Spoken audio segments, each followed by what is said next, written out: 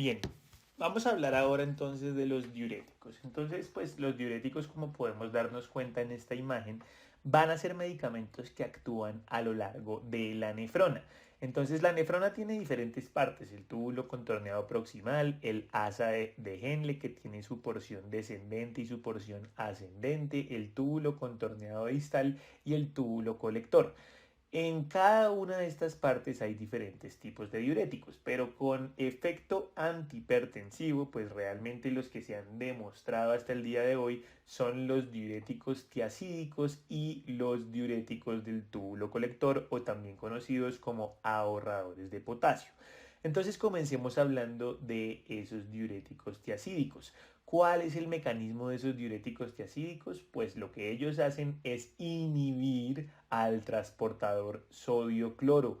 Entonces no se reabsorbe el sodio, no se reabsorbe el cloro, este continúa por la orina y se lleva consigo el agua. Listo. Entonces, las tiacidas particularmente hacen referencia a un medicamento muy popular que es la hidroclorotiacida, pero también hay un grupo de medicamentos conocidos como los análogos tiacídicos, como la clortalidona y la indapamida. Estos medicamentos pueden ser utilizados también, por ejemplo, en el edema crónico que se produce en la falla cardíaca y en la cirrosis hepática. Usualmente en esos casos la estrategia preferente es la furosemida, pero la hidroclorotiazida puede servir cuando la furosemida no es suficiente. En la diabetes insípida nefrogénica, aunque no lo parezca, paradójicamente la hidroclorotiazida puede ejercer un efecto benéfico en esta condición. ¿Y qué efectos adversos se describen con la hidroclorotiazida? Probablemente ese sea uno de sus más grandes problemas y es la gran cantidad de efectos adversos que tiene. La hiponatremia, por obvias razones, el sodio se pierde por la orina, y la hipocalemia, porque ese sodio que continúa su camino a través del túbulo renal, más adelante es intercambiado con potasio, generando que haya una hipocalemia. A su vez, la alcalosis metabólica también se produce porque el sodio se intercambia más adelante en el túbulo con protones. Entonces esos protones que se pierden por la orina pues hacen que la sangre quede más alcalina. También se genera hiperglicemia e hiperlipidemia, pues resulta que las tiacidas favorecen que las células beta del páncreas dejen de liberar insulina. Y si no hay insulina, pues ¿qué va a pasar? La glucosa no entra y los lípidos no entran a los tejidos periféricos, por lo tanto se aumentan en la sangre. Y también puede generar hipercalcemia y también puede generar hiperuricemia. ¿Qué contraindicaciones tiene el uso de tiacidas? Pues la gota, porque ya sabemos que si genera hiperuricemia, pues va a estar correlacionado con la fisiopatología de la gota. La anuria, porque yo necesito que esa tiacida llegue hasta el túbulo renal para poder ejercer su efecto. Si no estoy orinando no lo voy a lograr. La hipocalemia severa, porque ya sé que ese es uno de sus efectos adversos, el embarazo y el síndrome metabólico por la hiperglicemia y la hiperlipidemia que generan. ¿Cuál es la posología de estos medicamentos? La hidroclorotiazida, que es el que más utilizamos, se administra en dosis de 25 miligramos cada 24 horas y una dosis máxima de hasta 200 miligramos cada 24 horas. Respecto a los análogos de las tiacidas como la clortalidona y la indapamida, pues como vemos podemos iniciarlo en dosis de 2.5 miligramos y llevarlo hasta 5 miligramos, ¿cierto?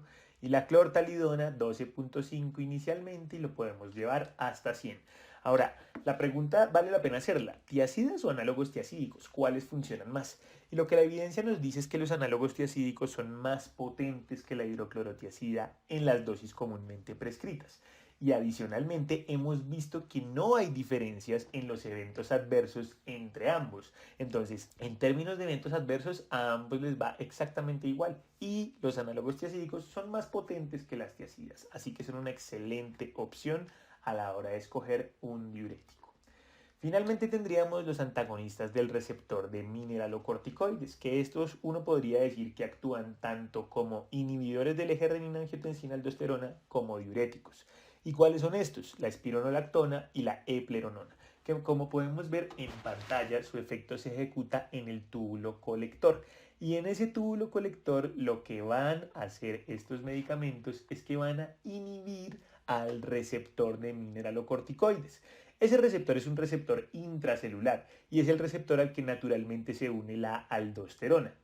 Pero la espironolactona y la iperinona lo van a inhibir. Luego, entonces no van a poder ocurrir los efectos que la aldosterona generaría, que es la expresión de canales de sodio y de potasio, y con esto pues no se va a poder ni reabsorber el sodio ni botar el potasio. Si no se reabsorbe el sodio, pues no se reabsorbe el agua y luego esta se pierde a través de la orina, no llega a la sangre y no me aumenta la tensión arterial, ¿cierto? Pero eso va a tener múltiples efectos adversos, como cuáles: la hipercalemia, porque si yo no puedo botar el potasio, este se va a acumular. La hiponatremia, si yo no puedo reabsorber el sodio, pues este se va a perder a través de la orina. La acidosis metabólica, si yo no puedo reabsorber el sodio, pues los protones tampoco los puedo expulsar. Luego el protón se acumula en la sangre y me genera acidosis metabólica. La ginecomastia, la disfunción eréctil y la amenorrea, que son efectos que por el simple hecho de tener un efecto en el receptor mineralocorticoide, pues me van a afectar otras partes del eje esteroideo que no tienen que ver con el eje renina-angiotensina-aldosterona, pero que sí tienen que ver con las hormonas reproductivas. ¿Bajo qué otros usos yo podría utilizar estos medicamentos? En el síndrome de Matoso, ya sea por falla cardíaca, síndrome nefrótico, cirrosis hepática, pues estos medicamentos me van a favorecer deshacerme del líquido. El síndrome de Cono, también llamado hiperaldosteronismo, pues esto inhibe literalmente el eje renina-angiotensina-aldosterona, así que me va a favorecer el hiperaldosteronismo. En la hipocalemia, ya sé que esto me genera hipercalemia, así que puede ser útil. En el síndrome de ovario poliquístico, pues sabemos que es un antiandrógeno, bloquea el receptor de andrógenos incluidos en los folículos pilosos, impidiendo el hirsutismo.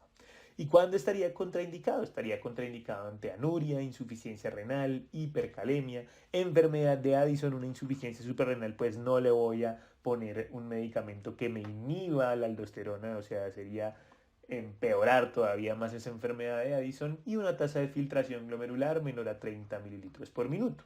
Su posología, como vemos en pantalla, la espironolactona puede comenzarse desde 12.5 miligramos diarios hasta 50 miligramos diarios y la epleronona puede llevarse desde 25 hasta 50 miligramos diarios.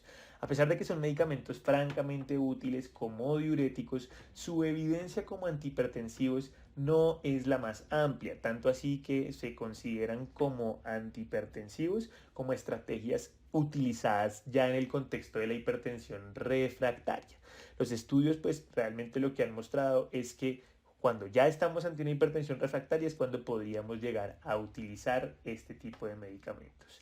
Y de esta forma pasamos a nuestro siguiente grupo de medicamentos, que lo veremos en el siguiente video, que son los vasodilatadores.